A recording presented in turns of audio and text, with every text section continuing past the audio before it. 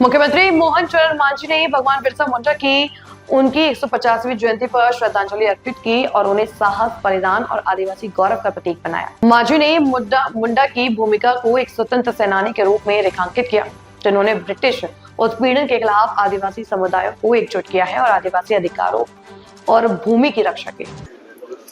जो हमारा कैंपस है रिमिसेस है,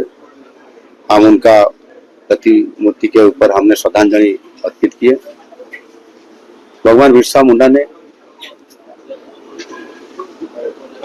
एक महान स्वाधीनता संग्रामी थे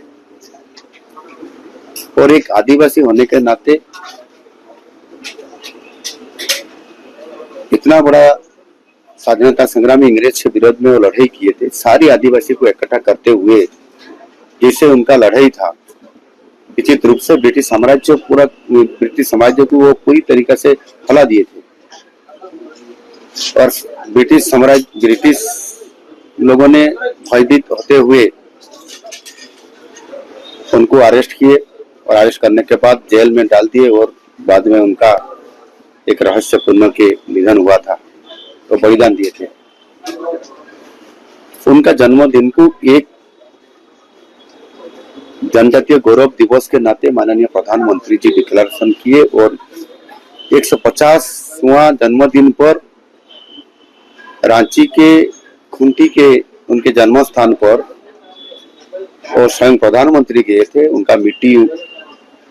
मथा पे लिए प्रधानमंत्री जी ने और उनको 1 साल तक जनजातीय गौरव दिवस मनाने के लिए घोषणा किए थे और 1 साल तक भी आज मनाया जा रहा है।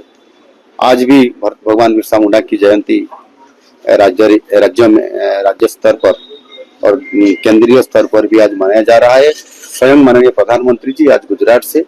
आज उनकी जन्म जयंती को पालन करने के लिए गुजरात गए हैं। सारी प्रदेशों के साथ जोड़ा जा रहा है और हम भी राउरकेला में हमारा जो राज्य स्तर पर एक प्रोग्राम है वहां में भी जा रहा हूँ। निश्चित रूप से वो इतना बड़ा स्वाधीनता संग्रामी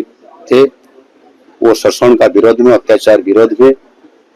और आदिवासी लोगों का अधिकार को लेते हुए जो लड़ाई कर रहे थे। निश्चित रूप से सरकार ने उनका बातों को मान लिए थे और उनका जमीन को ऐसे एक एक्ट लाए थे